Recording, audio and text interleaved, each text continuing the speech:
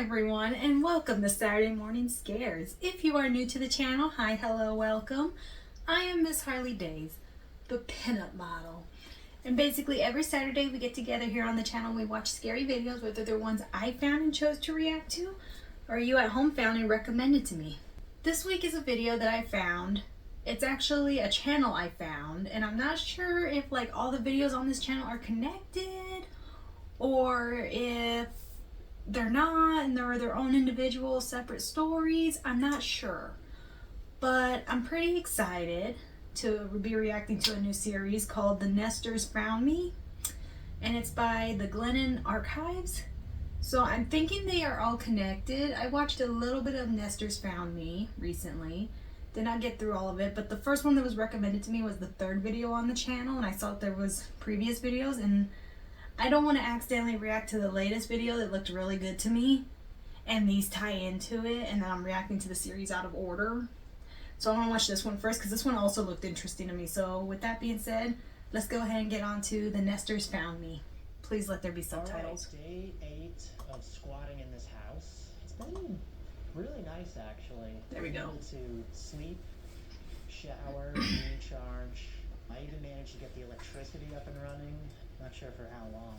That means I have a working oven, which is really great. I try not to turn on any lights, especially at night, because I don't want to attract any attention to this house. But last night I messed up like an idiot. I leaned against the light switch and I turned on the living room lights, and the house lit up like a jack-o'-lantern. Just for a second. And now this morning I see someone out in the woods, lurking around. Yeah, I see it. It could just be passing by. It could be nothing, but makes me nervous. I haven't seen him in a few hours, but it really makes me uneasy. So tonight, in addition to cooking my favorite meal, chicken parm, I'll be battening down the hatches, tightening the security, just in case whatever is out there isn't just passing through. First, I need to run out and get some groceries, so let's do that. The Nester / chicken parm. So he's just found this house and decided to live there. And no one knows. Okay, I follow, kinda. Market Bistro. Is there even anyone in there? Did he break into a grocery store? Power's on in here. That's good. Let's see. We need a few different things.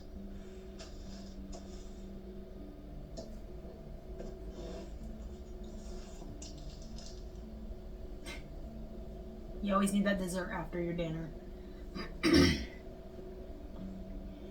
What in the world? What in the world?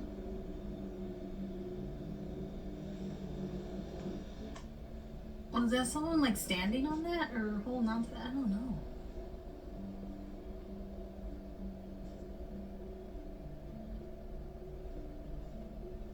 You never know. Traps / security. So as I mentioned, I need to prioritize security in this house tonight. I've identified about 3 weak points where an intruder could breach our defenses, and each requires its own special security system, if you will. Weak zone number 1 is the furnace room window. There's no lock on this window, so I've set up a tripwire, and about 7 feet 6 inches away, the average height of a nester, I've strategically positioned a knife upright. When triggered, the tripwire will send the blade straight into the upper chest or the face. Weak zone 2, the basement door. Now the house is settled pretty unevenly, making this door impossible to keep locked. If a nester enters through here, they'll hear a tape recorder in the next room playing my voice saying the following. Don't hurt me. Don't come in here, please. The recording will lure them deeper inside, right into a sensor-triggered assault. Weak zone 3, the porch passage door.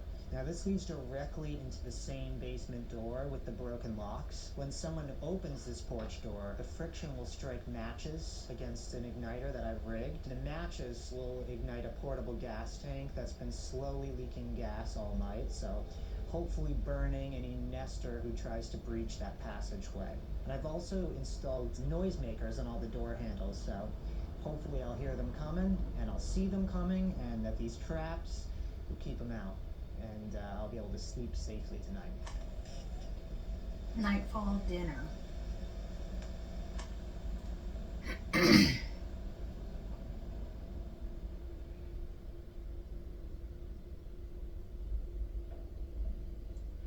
Alright, I'm gonna fillet the chicken now. Alright, now I'm gonna tenderize it. This ensures now we're that getting the a chicken cooking is gonna show. be nice and even all the way around.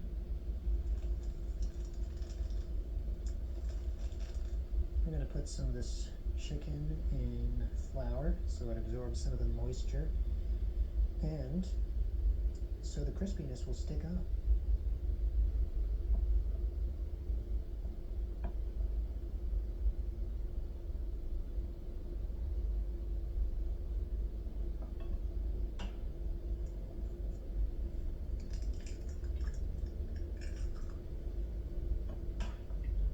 Oh.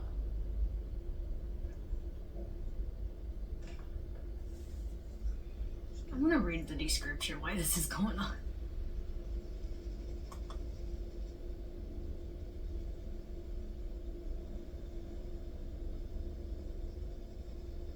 Next we'll dip the chicken in the batter.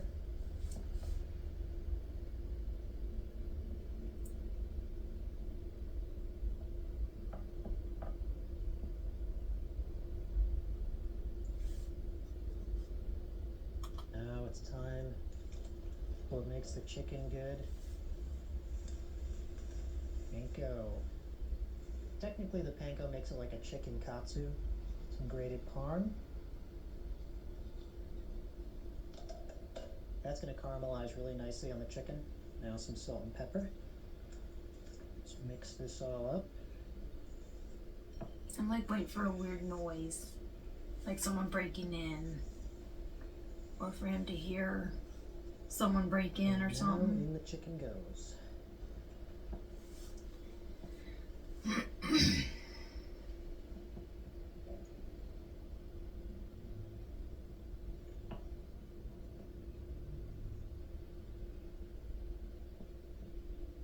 Alright, now it is time to fry these bad boys up.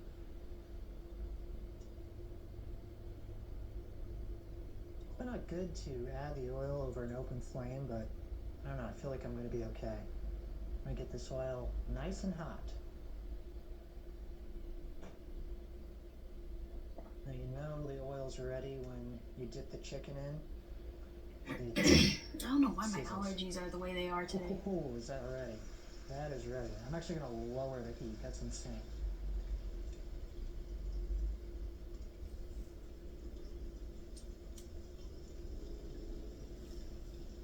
Now, personally, I like when it's very golden brown. I don't like when it's too pale. I like when it's crisp. Ooh.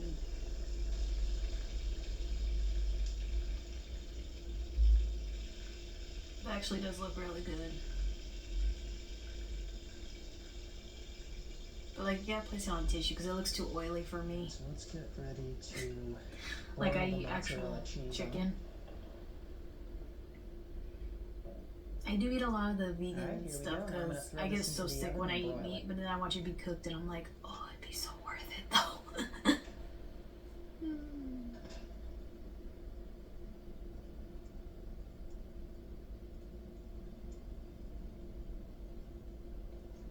I'm waiting for something weird to happen.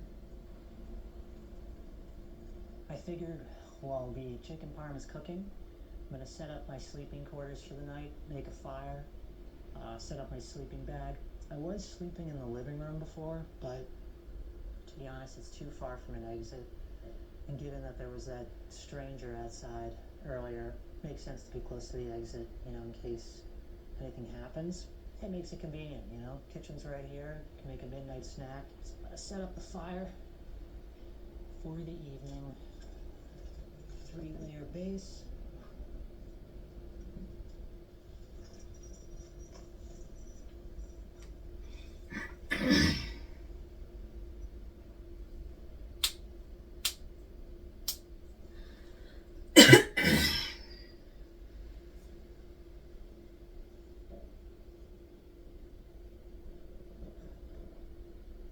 Got a little worried there for a minute with this. I was like, I don't feel like doing a lot of editing on this, but okay, we're good. Full moon tonight.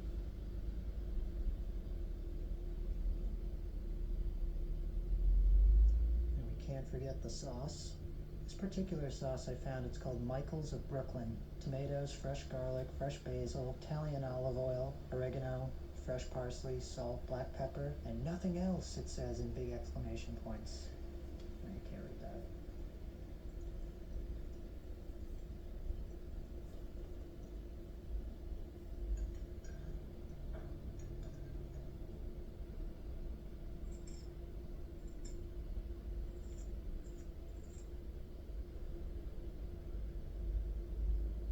Oh, that looks good.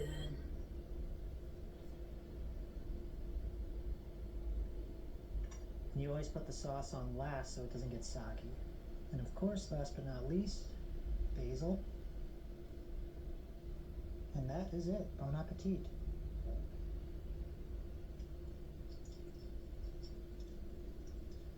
I'm so hungry. Let's see how this tastes.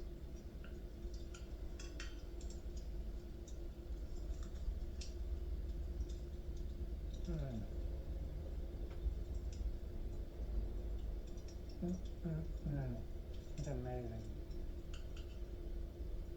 I have not had chicken pie in forever. Chicken pie. I think the subtitles were wrong on that part, but okay.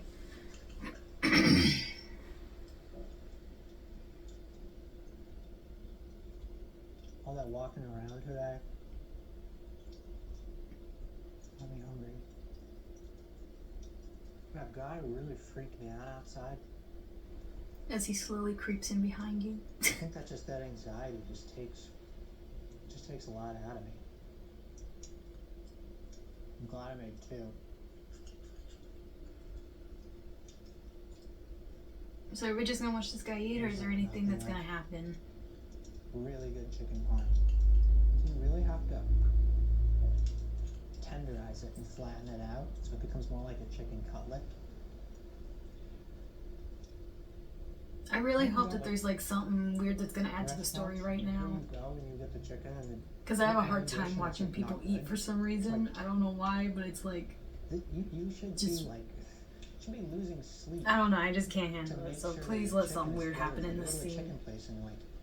The skin Or else I'm sitting off here the for no chicken, reason all the through flavors this. on top, it's in the skin. And then like the chicken itself is just like bland. What are you doing? I do miss restaurants. I miss people cooking for me. Glad I learned a few recipes. Got this at the supermarket.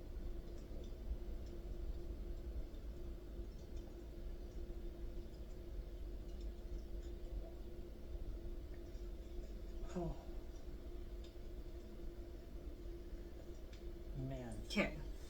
I'm lonely tonight. Particularly lonely.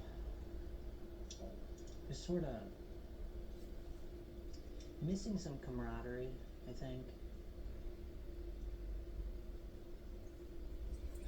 Tell you what I don't miss about people right now. It's feeling in debt to people.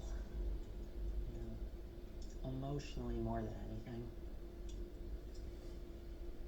You know, being predator to other people's unresolved issues, feeling obligated to give my time.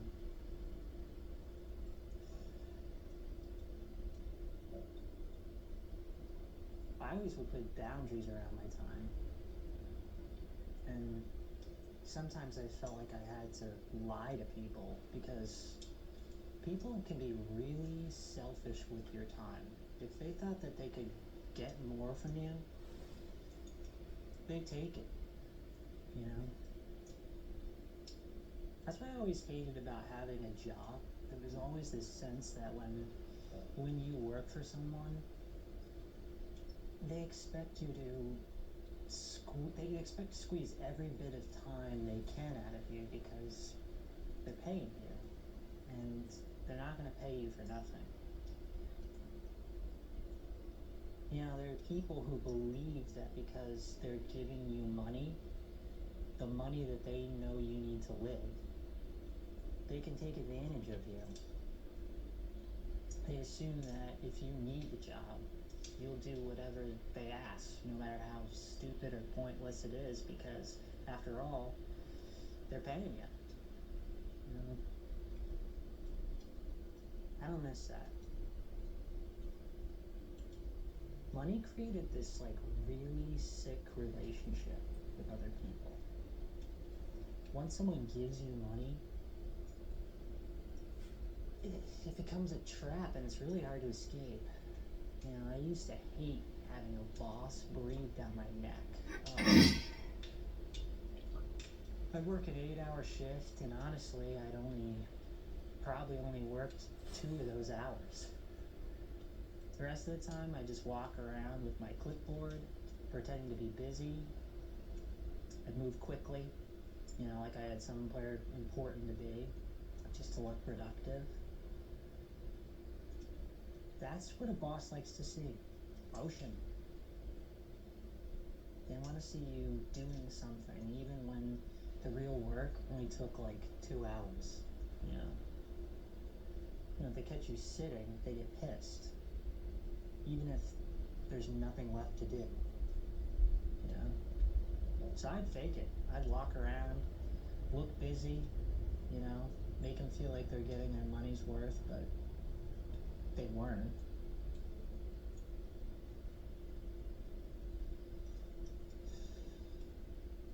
It's like they'd rather see you miserable and in motion than calm and at ease.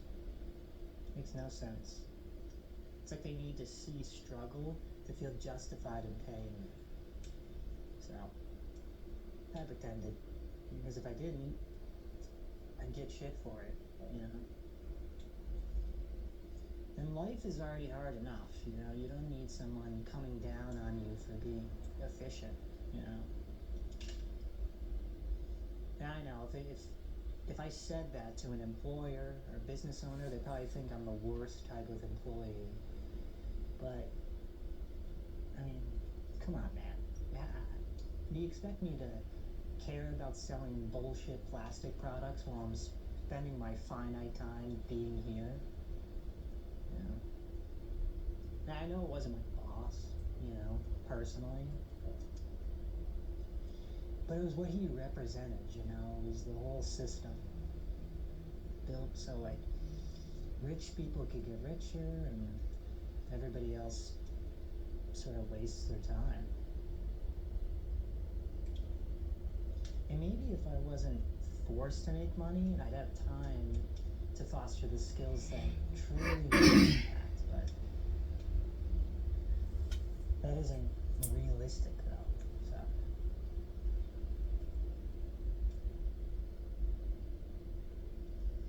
As much as I miss my family, they kept asking me to get a cell phone. I remember thinking to myself, like, no, I'm not doing that, you know? Because once they knew I had a phone, I'd be available to them all the time. And I don't want to be available to people all the time. Sometimes I'd even lie. I'd say, you know, I'm going to be out when I was actually going to be home, just so I had an excuse not to answer. And, you know, maybe that's selfish. Maybe I just, you know, didn't want to talk.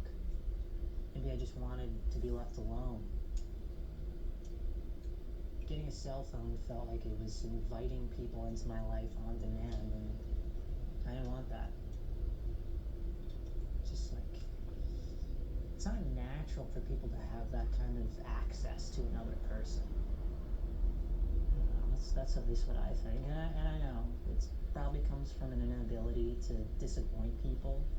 Some would say, why don't you just say no if they ask? But I don't know, sometimes no doesn't feel like a complete sentence. If I said I wasn't available, they want a reason. And maybe the reason is I just, like... So basically he just has a problem with the world. Is that what I'm gathering from this? To watch a movie. It sounds small, but... Yeah, the problem with the world, and now there's nobody in the world, and... It wasn't. Okay. Maybe that's what I needed, you know? Feels like modern day communication was the thief of life. And after a long day, sometimes all I wanted to do to unwind was just, relax. Just relax. But saying I need to relax never felt like a good enough reason to fall short of somebody else's expectations. Even though it should have been. So I didn't ask for it, I just took it. And if I had to lie to protect that time, I did. Because I shouldn't have to justify wanting peace. And I know, that's avoidant. Maybe that was life challenging me to grow, but sometimes I just don't want to grow. Sometimes I just want to rest. Defeats the purpose of relaxing if I have to grow while doing it. Sometimes I want to say no to the challenge. Put a boundary around life itself, which sounds arrogant because it's impossible. And maybe it's a mirror showing me something about myself that, I don't want to see, my unhealthy desire to numb, my avoidance.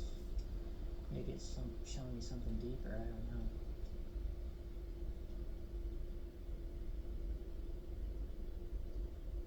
Maybe the truth is I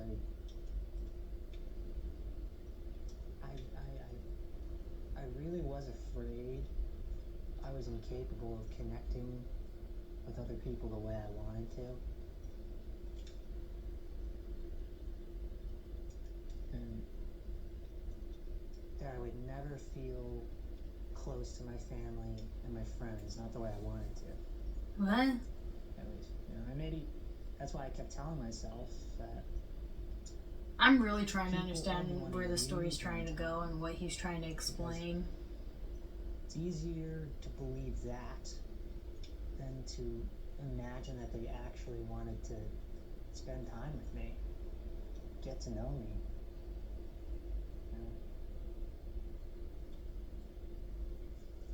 Some days the self-hatred really runs so deep, and I still can't picture people actually wanting to talk to me just to talk to me.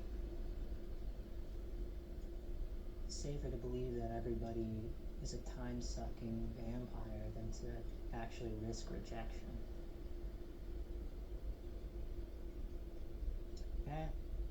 I don't know when I became so guarded. I never really felt safe around other people. If something bad happened. Also, what is he documenting this for? Is it just like a documentation for something, or is it like... What is the point Nowhere to let it out. Of recording all this in case someone comes up behind him after, if something horrible were to happen to him? Or how to talk about it. A survival log? Like what? People would ask me, what's wrong? I'd just say, I don't know.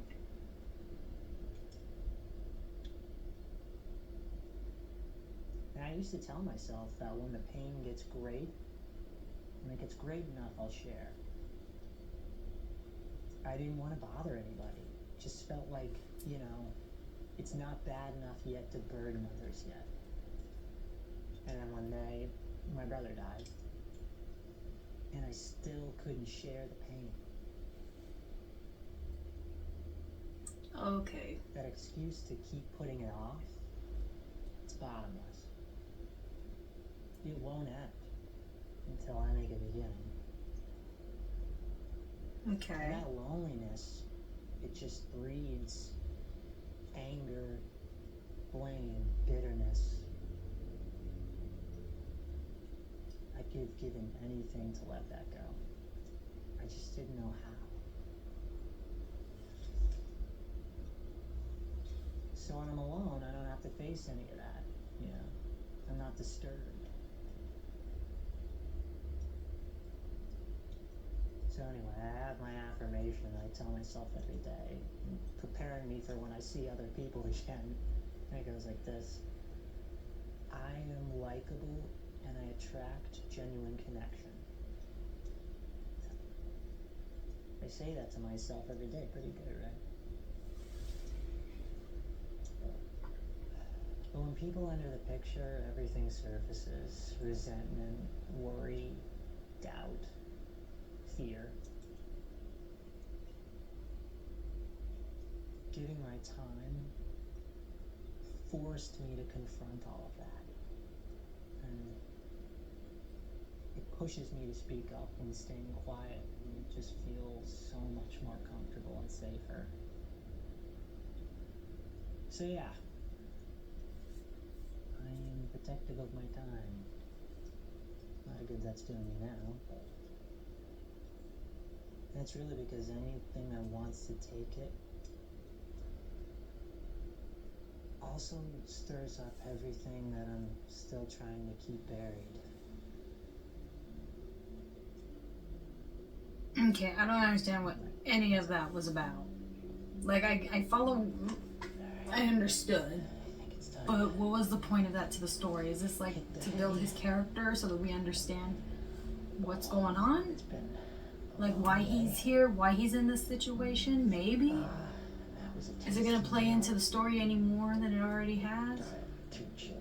So I do find the description of this video very interesting, so I'm going to go ahead and read it to you guys. This backrooms found footage documents a subject's survival against the Nesters during a quiet apocalypse. As he navigates this empty world, a single mistake reveals his location to the things watching him from the liminal spaces. About this log, this analog horror entry captures the eerie calm of a life spent in solitude form, atmospheric, ASMR, to the tension of setting survival traps. This file explores the nostalgic horror of an abandoned reality. So there was a second video on the channel. I did not react to it in this one, but it was the exact same scene from this one of him having a conversation with the camera, but there was a description to it that I also found very interesting. 4 years ago, a team of researchers unearthed a series of tapes buried in the wilderness of Pennsylvania. After review by police and investigators, the footage was passed to my archival team. The tapes follow a man who appears to be completely alone aside from strange encounters with figures he calls nesters. He spends his days scavenging, squatting in abandoned homes, and searching for northeastern plains for answers. The timestamps are corrupted, showing dates that haven't occurred. I've edited the footage for public release and hope someone might recognize him. From what I can tell, this man has vanished into a reality that has never occurred or has yet to occur. If this is a hoax, it's the most elaborate I've ever seen. If it's not, then where is he? Please contact the Center for Archival Investigation. But I just felt that these descriptions added a lot to the story and told a lot more to it, and I'm just very intrigued to see where the story's gonna go, but that's it from me. Now back onto the video.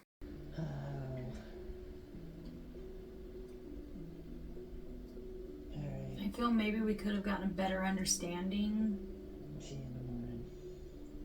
if the series just progressed and we just see him as a character progressing.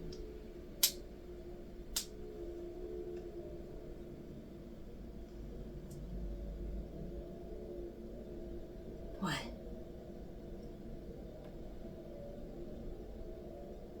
What am I seeing? Nope, nope, That's nope. That's definitely fire.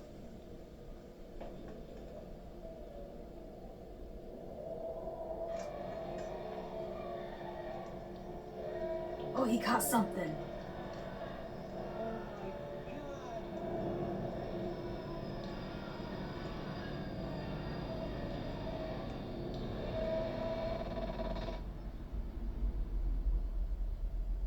was it? So the Nesters. Okay, that was The Nesters Found Me by Glennon Archives. That was really interesting.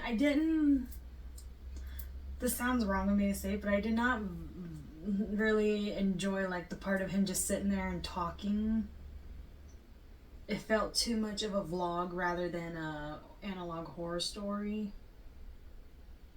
And like I understand like he's trying to explain himself so that we can get a feel for the character and what he's going through and this whole story that's unfolding in front of us, and like that was cool, but I feel that there could have been a better approach to it. But aside from that, the rest of it was great. I am really intrigued to see where this story's gonna go, if they continue it, if they did continue it. I don't know.